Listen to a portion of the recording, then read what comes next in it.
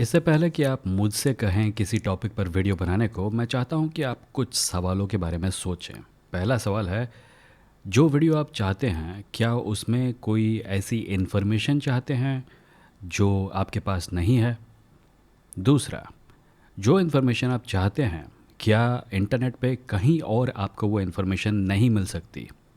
और तीसरा, क्या ये वीडियो सिर्फ आपकी पर्सनल सेटिस्फैक्शन के लिए है? अगर इस तीसरे सवाल का जवाब हाँ है, तो मैं चाहता हूँ कि आप अपने आप से पूछें कि आपको अपने पर्सनल सेटिस्फैक्शन के लिए एक करंट अफेयर्स वीडियो क्यों चाहिए। क्या आप करंट अफेयर्स वीडियो को, पॉलिटिकल इश्यूज़ के ऊपर बने वीडियोस को जाने या अनजाने में भी एंटरटेनमेंट मानना शुरू कर चुके हैं?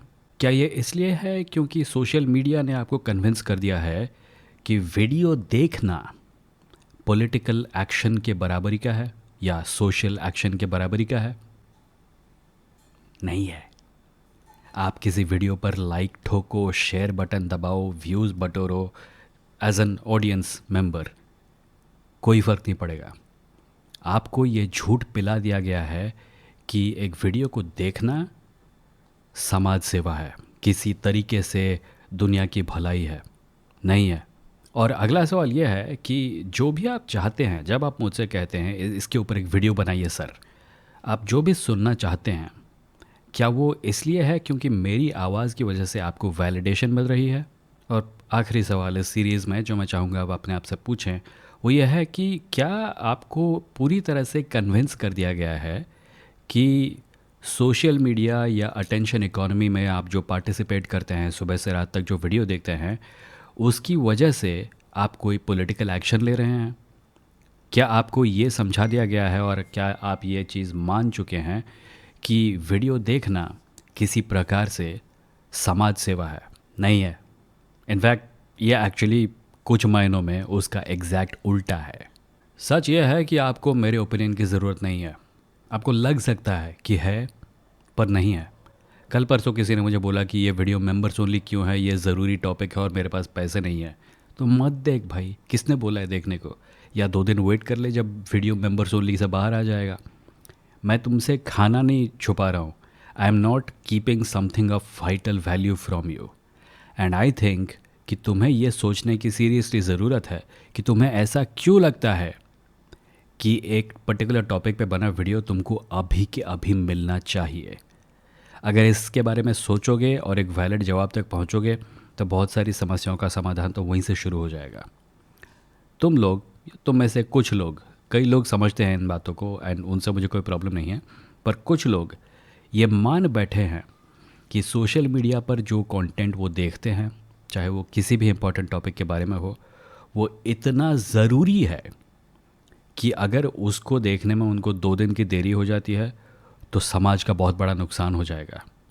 अगर वो वीडियो उनको अभी के अभी नहीं दिखा, अगर उस वीडियो पर उन्होंने अभी का अभी लाइक नहीं दबाया, 10 लोगों के साथ शेयर नहीं किया, तो उनकी ज़िंदगी का एक बहुत इम्पॉर्टेंट हिस्सा ख़त्म हो जाएगा। ऐसा तुम्हें नहीं लगना चाहिए, पर ऐसा तुम्हें लगता है इसलिए क्योंकि हम सब के ऊपर एक फॉल्स सेंस ऑफ अर्जेंसी को लपेटा गया है, डाला गया है, और हम सब उस जाल में फंस चुके हैं। हमें लगता है कि अभी इसी वक्त कुछ करना है, और जो चीज़ करनी है वो इतनी बकवास है, वो एक वीडियो देखना है। अगर उस वीडियो को नहीं देखोगे तो तुम पर और उस इशू पर कोई फ़र्क नहीं पड़ेगा। अगर 25 कंटेंट क्रिएटर किसी टॉपिक के बारे में ऑलरेडी बात कर रहे हैं, तो एक कंटेंट क्रिएटर का उस टॉपिक पे बात ना करने से कोई नुकसान नहीं होगा। इनफैक्ट तुम लोग उस एक कंटेंट क्रिएटर को उस टॉपिक पर वीडियो बनाने को कहते हैं इसीलिए हो क्योंकि तुम्हें अब कॉन्स्टेंटली ज़रूरत पड़ती है अपने आप को रीअश्योरेंस देने की कि कोई तुम्हारे साथ है। तुम्हें ट्राइबल अफिलिएशन चाहिए। जो गैंग मेंबर होते हैं ना, जो अपने हाथों पर टैटू बनाते हैं ताकि लोग पहचान सकें कि ये सब लोग एक ही गैंग के हैं, तुम्हें इतना ज़्यादा इनसिक्योर कर दिया गया है कि तुम्हें कॉन्स्टेंटली अपने साथियों से भी अश्योरेंस की ज़रूरत पड़ती है कि तुम मेरे साथ हो या नहीं हो। तुम अब इस कॉमन धारणा को सब्सक्राइब नहीं कर सकते कि यह चीज़ गलत है। ऑब्वियसली लोग इसके ख़िलाफ़ होंगे। तुम इतना ज़्यादा ट्रॉमा खा चुके हो समाज में, लोगों को देखकर घटिया हरकतें करते हुए, कि तुम्हें हर समय हर किसी से अश्योरेंस की ज़रूरत पड़ती है। और इसीलिए तुम एक रैंडम कंटेंट क्रिएटर, इस केस में मैं, के पास आते हो और उसको कहते हो कि साबित करो कि तुम मेरे साथ हो। अगर तुमने इस टॉपिक पर एक वीडियो बना दिया तो मैं मान लूँगा कि तुम मेरे साथ हो। इससे फ़र्क नहीं पड़ता कि तुम वीडियो बनाने के अलावा और क्या क्या करते हो, वीडियो बनना चाहिए। सर एक वीडियो बना दीजिए इस पर, क्या होगा वीडियो बनाकर? वीडियो बनाकर क्या होगा? उस वीडियो में मैं कौन सी ऐसी इन्फॉर्मेशन दूंगा तुम्हें जो तुम्हारे पास नहीं है? उस वीडियो में मैं ऐसा क्या करूंगा जो कि इस सिचुएशन में बदलाव लाएगा? उस वीडियो को देखकर, उस पर लाइक दबाकर, शेयर दबाकर तुम ऐसा क्या हासिल करोगे जो कि इस समस्या से हम सबको छुटकारा दिलवाएगा? सीरियसली सोचो इस बारे में। तुम्हारे लिए खुद किसी बारे में बात करने से ज़्यादा ज़रूरी ये क्यों है कि तुम मुझसे उस बारे में बात करवाओ? क्या मेरे किसी टॉपिक पर बात करने से तुम्हारा एंगेजमेंट करने की ज़रूरत समाप्त हो जाती है? क्या तुम मुझे या किसी भी कंटेंट क्रिएटर को एक बैंडेड की तरह इस्तेमाल कर रहे हो जो कि तुम्हारे पर्सनल गिल्ट को या तुम्हारी पर्सनल कंसर्न को एसुएज करे? क्या तुम्हें लगता है कि इसने एक वीडियो बना दिया तो हो गया, अब मुझे कुछ करने की ज़रूरत नहीं है? क्योंकि ऑनेस्टली यूट्यूब तुम्हारे पास भी है, सोशल मीडिया तुम्हारे पास भी है, पर तुम लोग इन टॉपिक्स के बारे में बात नहीं करते। तुम जाके किसी कंटेंट क्रिएटर से कहते हो कि इस पर एक वीडियो बना दीजिए प्लीज़।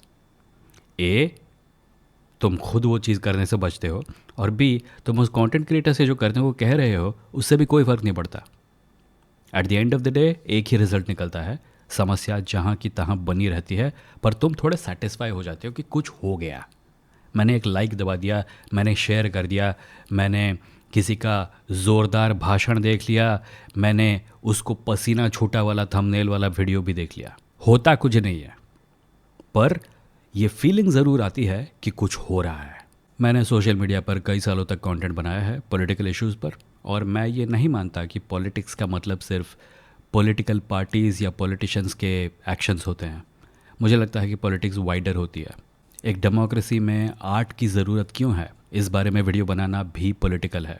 अगर इस बारे में डाउट होता है, किताब रेकमेंड कर सकता हूँ। मार्था नसबॉम की किताब है not for profit, Y democracy needs the humanities. यह है आर्ट्स की ज़रूरत क्यों है समाज को। और मैं जब आर्ट के बारे में वीडियो बनाता हूँ, आर्ट की ज़रूरत के बारे में वीडियो बनाता हूँ, आर्ट पर होने वाले हमलों के बारे में वीडियो बनाता हूँ, वो भी पॉलिटिकल कंटेंट होता है। पर कुछ लोगों को ये समझ में नहीं आता, क्योंकि उन्हें लगता है कि पॉलिटिक्स का मतलब सिर्फ पॉलिटिकल पार्टीज़ और पॉलिटिशियंस से रिलेटेड चीज़ें होती हैं। उसी प्रकार जब मैं टेक्नोलॉजी का ओवरऑल इन्फ्लुएंस के बारे में बात करता हूँ, वो भी पॉलिटिकल कंटेंट है। पर ये कुछ लोगों की समझ में नहीं आता, क्योंकि उन्हें लगता है कि एक पर्टिकुलर पॉलिटिशियन के ख़िलाफ़ एक एआई वीडियो बनाकर वो कुछ पॉलिटिकल कर रहे हैं या कुछ पॉलिटिकली वैल्यूएबल कर रहे हैं। एक्चुअली नहीं कर रहे होते हैं, वो उसी समस्या को और ज़्यादा बढ़ा रहे होते हैं जिसके बारे में मैं पिछले कुछ महीनों से बात कर रहा हूँ। मैं एआई की बात कर रहा हूँ। It's a deeply political topic, पर आपको भारत में पॉलिटिक्स के नाम पर एआई के बारे में बात करता हुआ ऑलमोस्ट कोई नहीं मिलेगा। क्योंकि अगेन आप सबको प्रोग्राम कर दिया गया है पॉलिटिक्स को एंटरटेनमेंट के रूप में देखने के लिए। हम सब के लिए अब पॉलिटिक्स एंटरटेनमेंट ही है। जब मैं पॉलिटिकल एंगेजमेंट की बात करता हूँ तो मैं ये नहीं देखता कि कोई सड़क पर प्रोटेस्ट करता उतर रहा है। लोग घर पर वीडियो देखकर खुश हो जाते हैं। लोग एक ऐसा वीडियो देखते हैं जिसके थंबनेल में प्रधानमंत्री ऐसे बैठे हैं और उनको पसीना छूट रहा है अपेरेंटली। कोई एक ऐसा वीडियो देखते हैं जिसमें एक आदमी ने दूसरे आदमी के बारे में कोई बात बोल दी जिसकी वजह से कई लोगों ने तालियां पीटी, और फिर इसका ज़ोरदार भाषण उसकी लुंगी उतरी। ये सब एंटरटेनमेंट ही है। इससे होता बस ये है कि आपको लगता है कि कुछ हो गया, अब मतलब इसने उसको एक बहुत बड़ा ब्लो दे दिया, अब वो उससे कभी उबर नहीं पाएगा। पर वो उबर जाता है। इनफैक्ट कई केसेस में तो जिन चीज़ों को देखकर सोशल मीडिया पर लोग तालियां पीट रहे होते हैं, वो रजिस्टर भी नहीं होती, उन्हें कोई फ़र्क नहीं पड़ता।